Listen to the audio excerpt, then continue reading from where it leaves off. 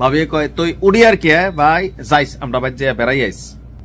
আমি কিন্তু না না ভাবি আগো বইও যাইবে তো আইসো গোটা খাই ঠেয়া যাও দুপুরে খাবারের টাইম। অর্থাৎ দিতে চাই না চাইতে। জাতি হিসাবে বাঙালিদের মধ্যে এই অতিথি পরায়ণতা আছে, আবার ভক্তিও আছে। আপনি দেখবেন যে যতদিন বেগম খালেদা জিয়া মরহুম তিনি জীবিত ছিলেন, তিনি বিএনপি চেয়ারপারসন ছিলেন। অপরদিকে শেখ হাসিনাও আওয়ামী লীগের চেয়ারপারসন, মানে একদম প্রধান সভানেত্রী হিসাবে আছেন। তো ওনার পরে জনাব তারেক রহমান এবং শেখ হাসিনার পরে আসলে কে, প্রশ্ন আসছে। তো শেখ হাসিনার পরে কে কেনরা আসলো? গেল 2 থেকে 3 দিন আগে আল জাজিরাকে একটা সাক্ষাৎকার দিয়েছেন সজীব ওয়াজেদ জয়। তো সেই সাক্ষাৎকারে দীর্ঘ আলোচনা ছিল, বাট আমার কাছে যে আলোচনাটা ফোকাসে আসছে যে শেখ হাসিনার যে এরা বা সাম্রাজ্যের বিস্তৃতি ছিল, হাসিনা ভিত্তিক বা শেখ হাসিনা ভিত্তিক যে রাজনীতি বা বলয় ছিল, সেটার শেষ হতে যাচ্ছে। বোঝা নাই? আওয়ামী লীগ যদি কখনো বাংলাদেশের রাজনীতিতে আবারও ফিরে আসে, তাহলে নেতৃত্বে প্রধান ভূমিকায় শেখ হাসিনাকে আর দেখা যাবে না। সজীব ওয়াজেদ জয়ের কথায় এমনটাই ইঙ্গিত মেলেছে। গণমাধ্যম আল জাজিরাকে দেওয়া এক সাক্ষাৎকারে তিনি বলেছেন, আমার মা আসলে দেশে ফিরতে চান, তিনি অবসর নিতে চান, তিনি বিদেশ থাকতে চান না। তো অভ্যুত্থানের মাধ্যমে তিনি এই মুহূর্তে যখন ভারতে আছেন, তখন বলা হচ্ছে যে আগামীতে আওয়ামী লীগের যারা রাজনীতিতে লিড করবে যদি কখনো ফিরে আসে, তো সেই ক্ষেত্রে শেখ হাসিনা আসলে আপনার রাজনীতির পতন মানে রাজনীতি থেকে তিনি অবসর নিতে চাচ্ছেন। তো বর্তমানে বাংলাদেশে আওয়ামী লীগের কোনো ভবিষ্যৎ আছে কিনা? তো জয় বলছেন যে অবশ্যই আছে, আওয়ামী লীগ কোথাও যাচ্ছে না। আর আমাদের 40 থেকে 50% ভোট আছে এই মুহূর্তে, এটা নাই, অনেক কমে গেছে। তো উনি বলছেন যে আপনার আচ্ছা, বলা হচ্ছে যে আপনার মা রাজনীতি থেকে অবসর নেবার কথা ভাবছেন, যদি তিনি কখনো বাংলাদেশে ফিরে যান, তিনি কি আর রাজনীতিতে থাকবেন না?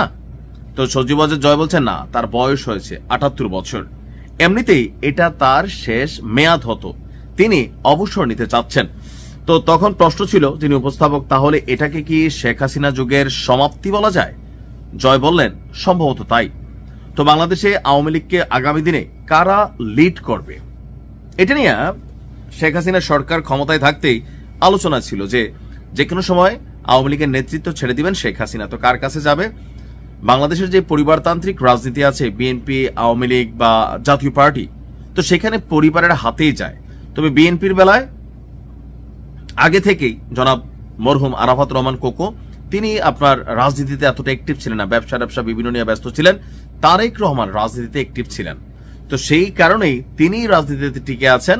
আর যেহেতু তিনি এই মুহূর্তে একজন ছেলে, তো সেক্ষেত্রে নেতৃত্বটা তার হাতে গিয়েছে। তবে আগামীতে আওয়ামী লীগের নেতৃত্ব কার কাছে যাবে?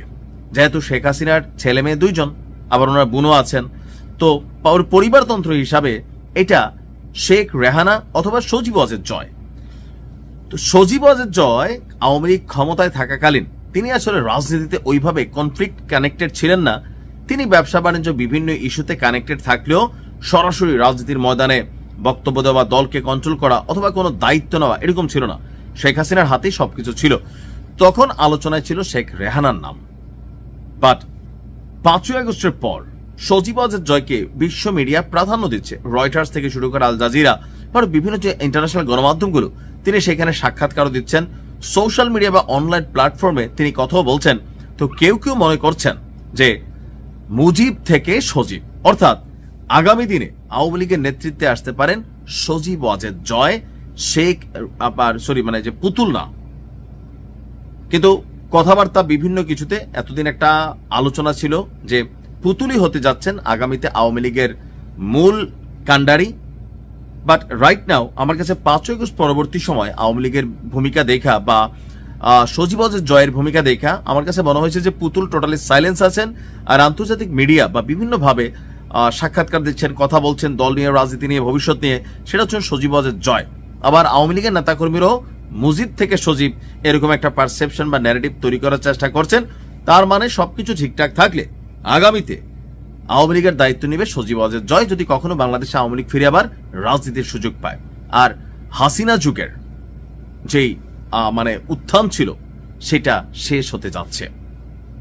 অনেকটা চমক হতে পারে। আমি জানি না আগামীতে আওয়ামী লীগের নেতৃত্ব বা কমিটি কিভাবে গঠন হয় বা কবেই ফিরে আসে বা কখনো আসে কিনা, আবার আসলেও সেই আশাটা কবে হয়, ততদিনে শেখ হাসিনা জীবিত থাকেন কিনা, সিদ্ধান্ত আসলে কিভাবে নেওয়া হবে। কারণ বাংলাদেশ তো অনেক কিছু এখানে ঘটে যায়। দেখা যাক, সময় বলে দিবে। ভালো থাকুন।